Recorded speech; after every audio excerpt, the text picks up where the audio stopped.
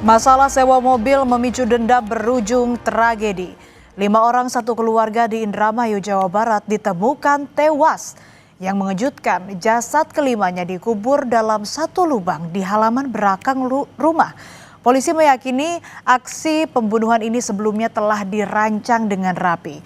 Lalu apa sebenarnya yang terjadi di balik dinding rumah itu?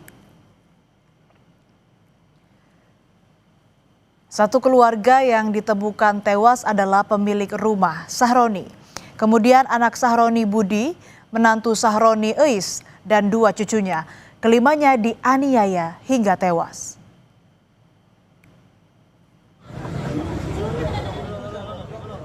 Senin 1 September 2025, warga Kelurahan Paoman, Indramayu digegerkan dengan penemuan 5 jenazah terkubur dalam satu lubang di rumahnya. Awalnya warga curiga rumah Sahroni sepi. Setelah dicek, ditemukan gundukan tanah dengan bau menyengat. Ada bagian tubuh muncul dari gundukan tanah. Polisi datang mengevakuasi 5 jenazah.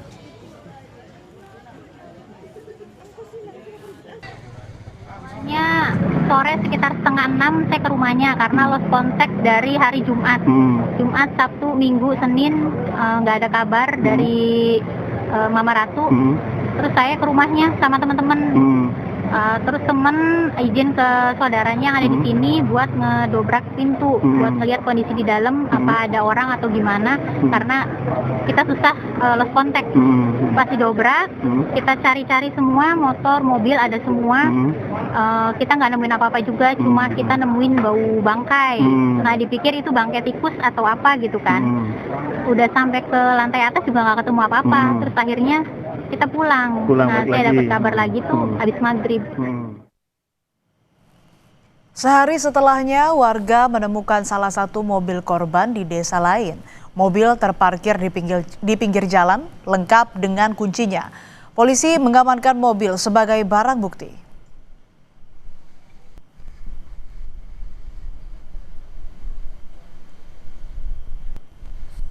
Pasti beli dulu ya, cuman esok jam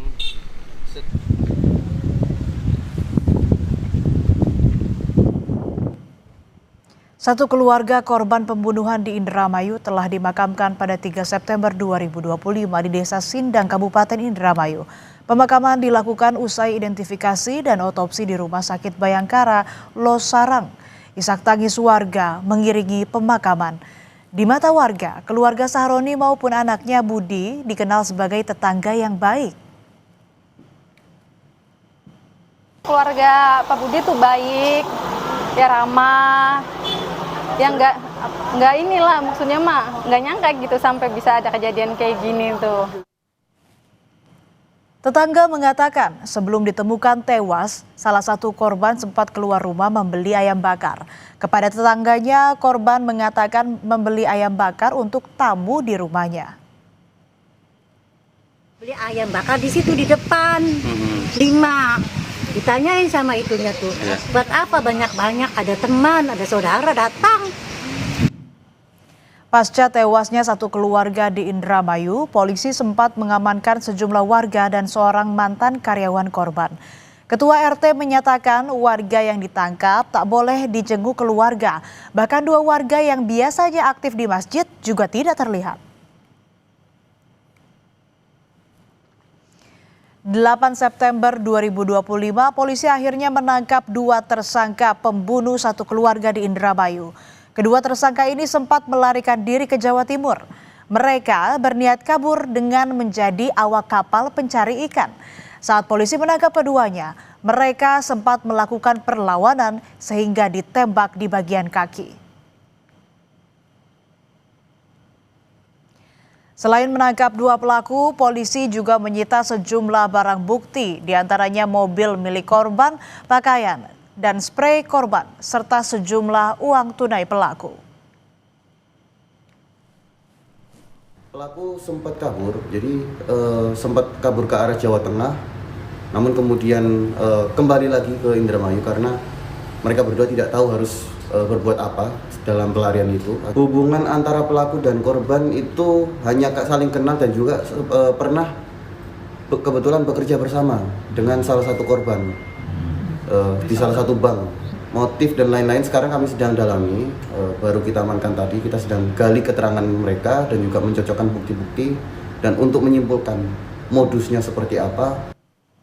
Sebelum membunuh kelima korbannya, pelaku menggunakan akal bulus dengan datang ke rumah korban dan mengajak berbisnis. Saat korban mengajak ke gudang, pelaku menganiaya satu persatu korbannya hingga tewas. Polisi mengungkap motif pembunuhan satu keluarga di Indramayu, Jawa Barat diduga lantaran dendam terkait rental mobil korban. Pelaku R sempat menyewa mobil milik korban namun mogok saat dipakai. Pelaku kemudian meminta kembali uang sewa Rp750.000, namun korban menyatakan sudah digunakan untuk membeli sembako. Pelaku bersama rekannya kemudian merencanakan pembunuhan terhadap para korban. Saudara tersangka ini R ini merasa kesal kepada korban ya saudara BA karena sebelumnya pada tanggal 25 itu yang bersangkutan berencana untuk sewa mobil milik saudara BA ini ya. Mobilnya berupa Avanza ya. Kemudian yang bersangkutan ini sudah memberikan uang sewa tadi kurang lebih 750.000 ya.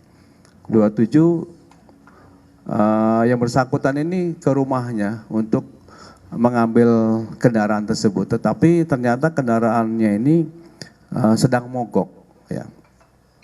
Dan saudara BA ini diminta kembali uangnya untuk sewa tadi agar tidak jadi, tetapi ternyata BA ini Dalang pembunuhan satu keluarga berinisial R merupakan residivis kasus penganiayaan berat.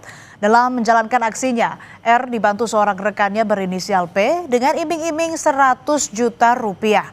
Tersangka R telah merencanakan pembunuhan terhadap 5 orang.